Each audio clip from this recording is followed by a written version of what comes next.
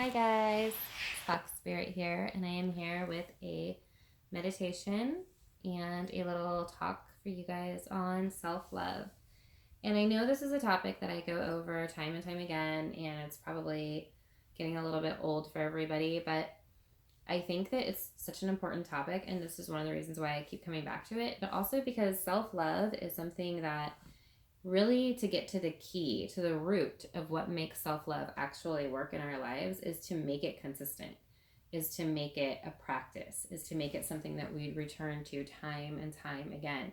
It's not just about self care Sunday or a once in a while check in with yourself and seeing how you're doing. It's a continuous, constant commitment of nurturing and loving ourselves. And I think this is a really important thing to talk about because a lot of us get into relationships and we lose sight of ourselves. Or we're sitting around wondering, when are we going to get that love in our life that we desire? Or why do we keep repeating the same patterns in relationships? And really, the key to all of this goes back to how are we showing up for ourselves? How are we loving ourselves? And once we are in a committed, consistent relationship with ourselves of self love, then it's a lot easier for us to attract what we want into our lives when we're coming from a place of harmony with ourselves. Loving ourselves is not just something that we do on a whim or after our hearts get broken or when we're down in the dumps. It's something that we learn to nourish and nurture in a continual, consistent fashion. So I find this just be a really important topic because, well, first of all, a lot of us didn't really grow up knowing how to love ourselves or what that even looked like. It's like new territory for a lot of people. And it's okay. We don't need to be hard on ourselves or blame ourselves if we don't know how to do this naturally. And we don't need to be hard on the people who brought us into this world or raised us if they didn't help us in the way that we needed them to. Because a lot of us have different love languages than our parents, or we're just different people, or our parents were in a different place in their lives when we were young, and maybe they couldn't give us what we needed. Holding resentments isn't really going to help us get any closer to loving ourselves. So the important thing is just we want to be in harmony, we want to be in balance, we want to feel good.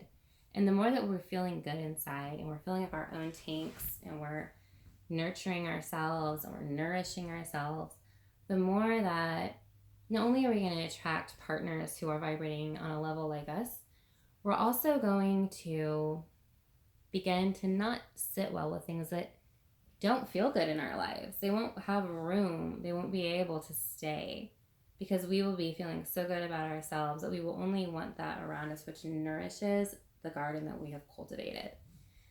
So I think it's important to check in and to see where we're at. And this kind of could be like a daily body scan where we start by closing our eyes and just kind of envisioning our bodies from the inside out and seeing, how is everything feeling? Do I have any aches and pains, not only in my skin or in my bones, but inside of me? Like, do I have butterflies in my stomach? Do I have tightness? Do I have a headache? And just bringing love to those things. We can visualize bringing love to those areas of our body, and we can actually physically do something to alter the state of how we're feeling. So, do we need water? Do we need to put some more greens into our body? Do we need vitamins? Do we need fresh air? And just bringing all that love to ourselves. Learning to love ourselves becomes this beautiful commitment, just like the way that we commit to take care of a plant or a baby or an animal when we bring it into our lives and we say, this is going to be something I'm going to love. Then we treat that thing with so much care and we give it all this nourishment and beauty day in and day out because we're actively loving. And that's what love looks like. It looks like a consistent, constant nurturing and bringing love, just love. So I talk about self-love a lot because I don't think it's a subject that we talk about enough. And I don't think that just because, we often hear these ideas about You're not going to get the person you want, or you're not going to get where you want to be in life until you love yourself, and Well, then what does that look like is the next step. Like, okay, so I need to love myself better, but how do I do that? Well, you don't just watch one video or do one meditation one time. You go back to it again and again, which is why I bring up the same topic again and again. Because real love isn't just a flash in the pan thing you do every once in a while occasionally. It's constant. We're constantly checking in. We're constantly bringing this warmth. We're constantly being there for ourselves. We're showing up, and we're giving our love to ourselves. And it's a beautiful practice. Just like anything that you want to get good at in life, you have to practice at it. So I will continue to bring up this topic because I don't think we're good at loving ourselves. I don't think people are good at loving themselves. I'm not even good at loving myself half the time. I don't think that a lot of us are. And so I don't think that this could really be something that I couldn't say enough. I'll keep driving the point home because, well, I need the reminder myself, but because I think that that's really the key. The key to loving ourselves is to commit to doing it day in, day out, making ourselves a priority, checking in and saying to ourselves, if I were loving myself right now, what would I be doing? What would I be doing differently? What would I be doing more of? What would I be doing less of? And oftentimes when we need to make a decision, a difficult decision, if we ask ourselves, if I were loving myself right now, what decision would I make? Which way would I go? We'll usually have the answer. It might not be the answer we want to hear, but we'll get an answer for sure. I think that love and loving is an art form. I think it's a gift. I think it's a skill. And I think it's something that we don't recognize or honor as a skill. You know, growing up, we hear that like Kimmy's good in math and Joey's good in science and Kiki's good in literature. We get these messages and these ideas about what skills are, you know, like being able to rebuild an engine, that's a skill, or being a good baker, that's a skill. We don't hear anyone say, well, what about people who are good at nurturing or good at loving? Those aren't identified as skills, but it is a skill set. Being an empath, being a nurturer, being a lover, those are actual gifts and skills. And when you think about, you know, your friends who always make you feel loved, the people who have a warm home and invite you over and cook for you or take you out and buy you a coffee or just call you up in the middle of the day to be like, hey, what's wrong? Are you okay? And you feel that love and you think to yourself, you know, that friend is really good at making me feel loved. I feel warm in their presence. And it's not something that we even maybe recognize half the time that they're giving us. So I think that when we start to look at love as a skill, something that we can hone, that we can be better at, how can we love better? And we learn to love ourselves better by looking at this as a skill that we can give to ourselves as well. And then the more that we can give that to ourselves and honor that, the more that we can give it to the world. I think that it's difficult sometimes for people who are more empathetic and empathic and nurturing and good at loving because it doesn't always feel like a gift. It can often actually feel like a curse. It feels like people take it from you and you can feel depleted and you can feel like, you know, it's not something worth having. But a lot of that is just because people take it from us or we're giving it to the wrong people. And so this beautiful gift, all this love that we have, it's just going the wrong places. And it feels like a burden at times.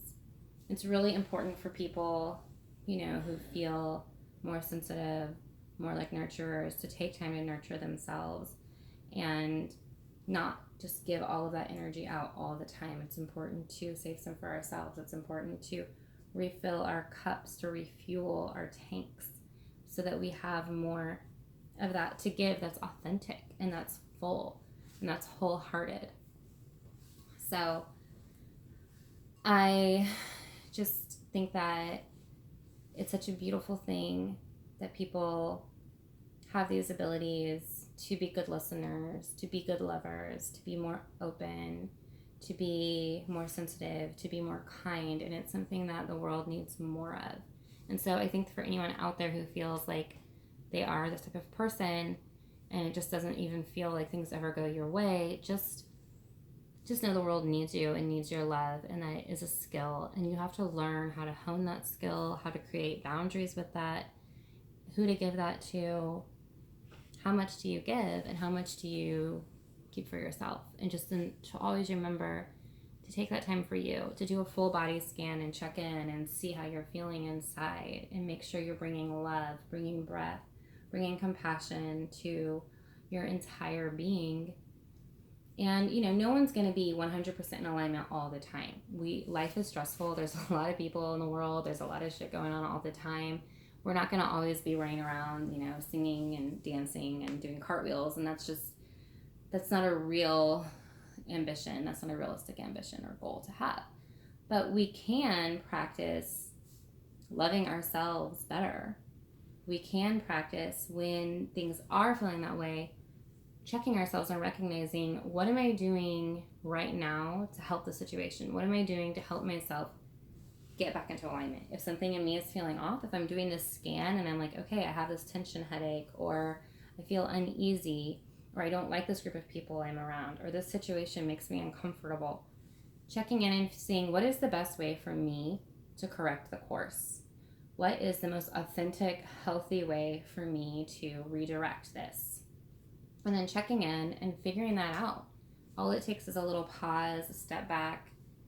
And that's where I think we get mixed up sometimes, is just not taking that brief second to say, okay, how can I change course with this? So, all that being said, I just really want to take a minute to I really want to drive home the point of loving as a gift, as an art form. The gift of loving, the art of loving, and just really push that home, that it is something that is a beautiful gift. That people who have this gift, we all have it. But some of us just kind of lean with it a little more heavily than others. And how are we bringing life and love and compassion to that, and nurturing that, and making sure that each day we're taking care of us and bringing love to ourselves? So, with all that being said, I'm going to start this meditation. It's going to be very, very short, and this is really more of a tool. It's not going to be me leading you through some deep meditation. This is just more of a quick, something you can use that's practical, that you can use in your daily life to make your life maybe a little bit easier.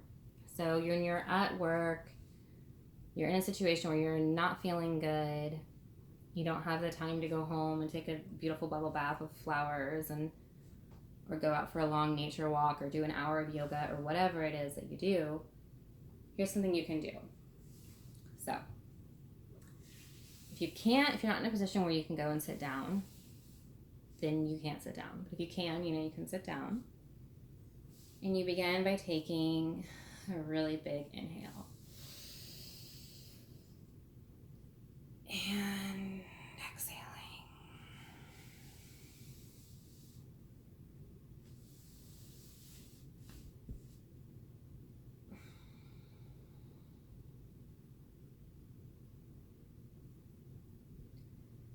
I think it helps to close your eyes, even if you're at work and you're sneaking down the hallway and you can't sit down. I still think it's helpful to close your eyes and take this nice, big, beautiful breath. And exhale. And again.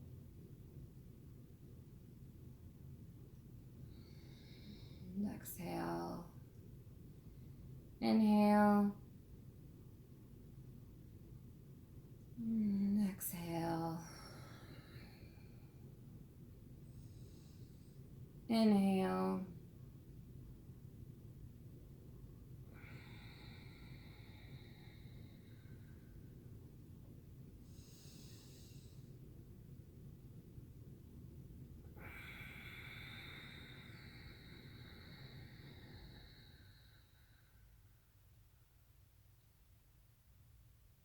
So So even after just taking 5 nice inhales and exhales, you should already feel a little bit lighter. You should already feel a little bit of a change in your body chemistry and just how you feel inside. And from here, just envision a beautiful golden glowing ball in the center of your abdomen. Just a nice, big, round, glowing ball of light, like the sun. A sphere of warmth residing inside of you. All the light in the world and beauty and warmth just inside of you.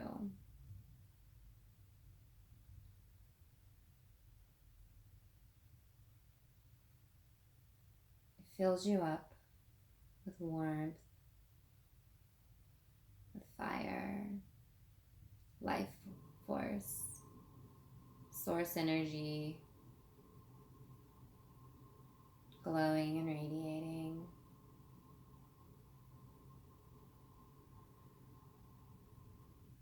Just envision the light permeating throughout you. Any place maybe where you felt particularly uncomfortable, uneasy, stressed, just imagine this warmth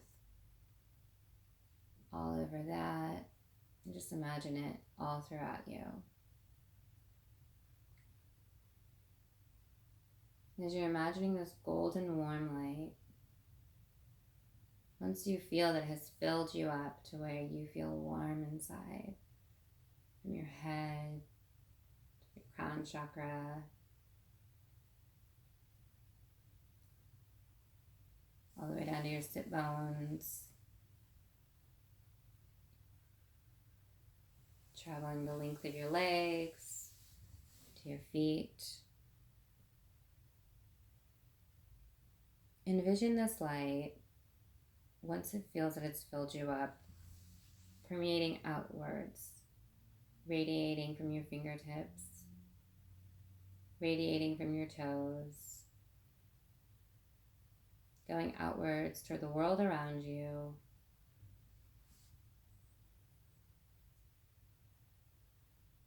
You're bringing this love, this warmth, this light out to the world beyond.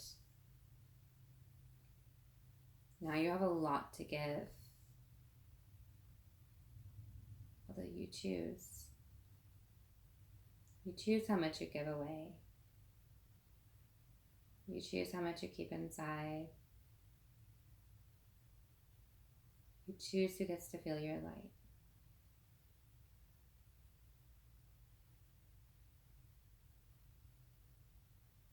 And then when you feel complete, return to the breath. Nice, big, deep, delicious inhale.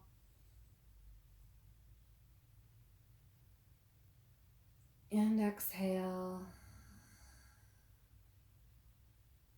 And again. And releasing.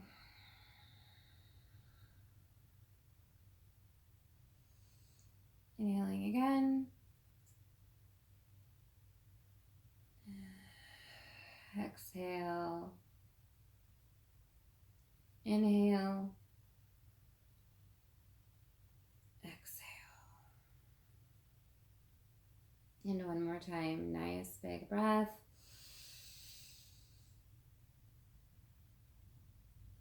And release.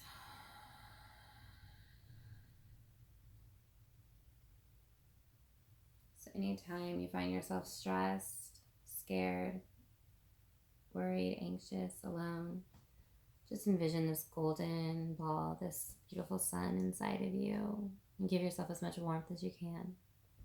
And remember to breathe.